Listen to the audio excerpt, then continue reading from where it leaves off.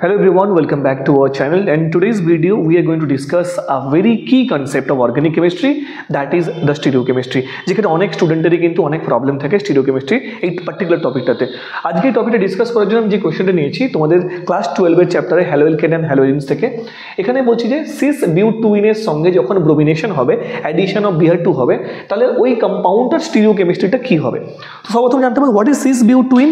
যখন কোনো একটা ডাবল বন্ডেড কার্বনের সেম সাইডে সেম গ্রুপস বা অ্যাটম থাকবে তখন এই পার্টিকুলার অ্যালকিনটাকে আমরা সিস অ্যালকিন বলি। আবার যদি উল্টোটা হয়ে যায়, যদি সিমিলার গ্রুপস বা অ্যাটমগুলো অপোজিট সাইডে থাকে তখন সেটাকে আমরা ট্রান্স অ্যালকিন বলি। তো দেখতে পাচ্ছ এটা একটা cis alkene, this is the cis butene, তাই তো। তাহলে যখন আমরা এখানে ব্রোমিনটা এডিশন করব in the presence of CCl4 medium, it's a non polar medium, তখন কি হবে ব্রোমিনেশন যে এডিশনটা হয় এটা কিন্তু অ্যান্টি এডিশন হয়। দু টাইপের এডিশন হয়, একটা হচ্ছে সিন এডিশন, একটা হচ্ছে অ্যান্টি এডিশন।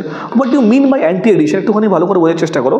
সাপোজ এটা আমাদের সিস অ্যালকিন ছিল, অ্যান্টি এডিশন মানে কি, যদি এই কার্বনটার সাথে ব্রোমিনটা অ্যাবভ দ্য প্লেনে এসে অ্যাড হয় তাহলে কিন্তু এই কার্বনের সঙ্গে ব্রোমিনটা বিলো দ্য প্লেনে অ্যাড হচ্ছে। তোমরা দেখতে পাচ্ছ এখানে ক্লিয়ারলি, আই থিঙ্ক এই মডেলটা তোমরা পরিষ্কারভাবে বুঝতে পারছো। এই পার্টিকুলার কার্বনটাতে ব্রোমিনটা তোমাদের সামনের দিক থেকে স্ক্রিনের সামনে থেকে অ্যাড হয়েছে, আর এই কার্বনের সঙ্গে ব্রোমিনটা কিন্তু সিনের পেছন থেকে অ্যাড হচ্ছে, মানে this is call anti addition. তার মানে এখানে ব্রোমিনটা এই পার্টিকুলার কার্বন আমি দেখাচ্ছি এটা above the plane, this is dash below the plane. এবার এই পার্টিকুলার কম্পাউন্ডটাকে আমরা কি বলি, this is the representation called as wedge dash representation.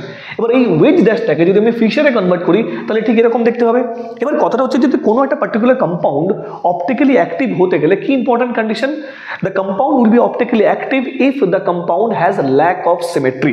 Lack of symmetry মানে কম্পাউন্ডের মধ্যে কোনো রকম প্লেন অফ সিমেট্রি বা সেন্টার অফ সিমেট্রি থাকা চলবে না।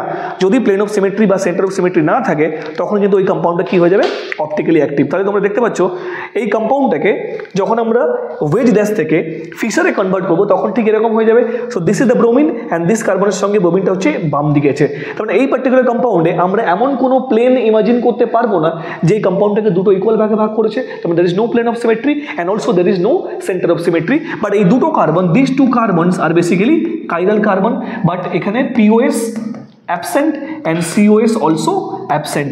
That means this particular compound will be optically active, আর এখান থেকে যেটা পাবো সেটা হচ্ছে racemic mixture, because this will give you a non superimposable mirror image. তাহলে যখন আমরা cis butyne এর সঙ্গে ব্রোমিনেশন করছি, the stereochemistry of the compound will be, it will form a racemic mixture. I hope this concept is clear to you. See you in the next video. Till then, bye bye. Thank you.